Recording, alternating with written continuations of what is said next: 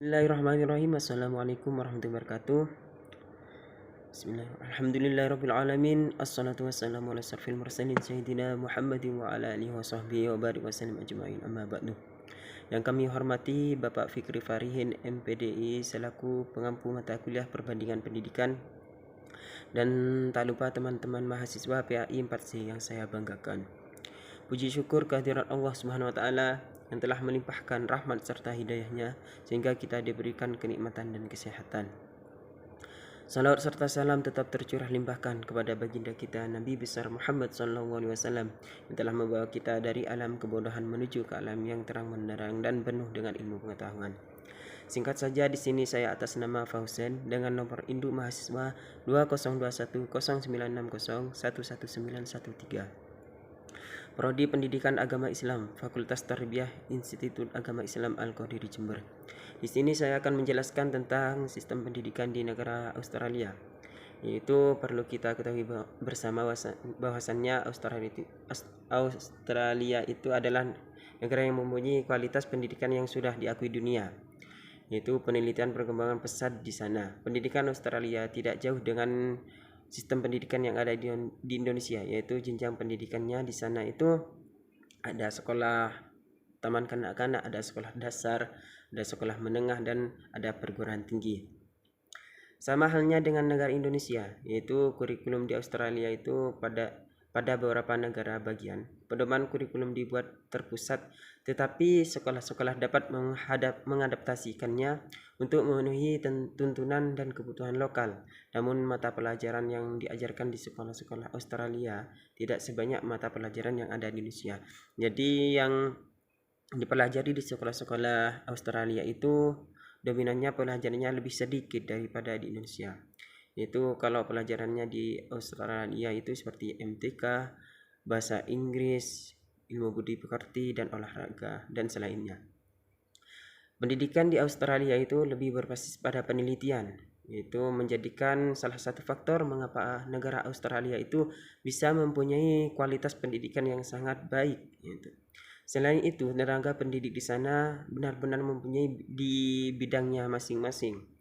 Mereka mendapatkan lisensi mengajar dan dari Kementerian Pendidikan, sehingga para guru ya benar-benar memiliki kompetensi yang layak sebagai pengajar. Pendidikan budi pekerti di Australia itu sangat diperhatikan.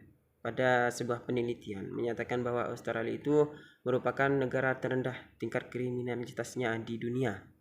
Yaitu padahal di sana tidak ada pembelajaran agama, yang ada hanya pelajaran budi pekerti. Namun guru-guru di Australia di sana itu lebih prihatin jika peserta didiknya itu memiliki perilaku moral yang kurang baik daripada memiliki prestasi nilai akademik yang kurang baik gitu. Jadi lebih mengedepankan kepada sikap daripada nilai akademik. Selanjutnya itu sejarah singkat Australia. Australia menjadi sebuah negara 6 negara bagian Australia kemudian menjadi satu negara di bawah satu konstitusi pada tanggal 1 Januari 1901. Salah satu tindakan pertama parlemen yaitu nasional yang baru ini adalah mengeluarkan perundangan yang kemudian dikenal sebagai kebijakan Australia Putih White Australia Policy yang membatasi imigrasi hanya bagi orang-orang yang berasal dari Eropa. Rakyat Australia ikut perang dunia pertama memiliki dampak yang berat bagi Australia.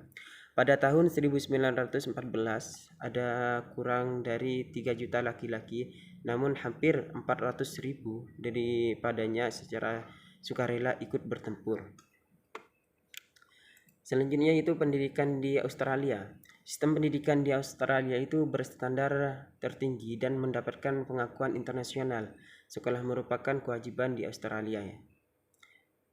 Tujuan pendidikan di Australia itu umum. Berbagai sektor pendidikan Australia digariskan dalam bentuk undang-undang yang membentuk Departemen Pendidikan, universitas, dan lembaga pendidikan lainnya. Struktur jenis pendidikan di Australia itu sekolah diawali dengan kindergarten atau taman kanak-kanak, dan dilanjutkan dengan sekolah dasar yaitu 6 tahun atau sampai 7 tahun sekolah, yaitu dilanjutkan dengan sekolah menengah dan perguruan tinggi. Kurikulum pendidikan di Australia terdiri dari 8 bidang pembelajaran, yaitu bahasa Inggris, matematika, ilmu pasti, olahraga, dan program kesehatan, teknologi, ilmu sosial, bersaing, dan bahasa asing dan kesenian. Untuk bahasa Inggris di sana itu memang diwajibkan karena untuk bahasa pengantarnya di Australia itu adalah bahasa Inggris begitu. Yang selanjutnya itu komparasi konsep pendidikan Australia dan pendidikan di Indonesia. Dalam tataran konsep pendidikan, Indonesia dan Australia memiliki konsep yang hampir sama. Misalnya dari jenjang pendidikan, keduanya memulai dari pendidikan dasar, yaitu menengah dan perguruan tinggi.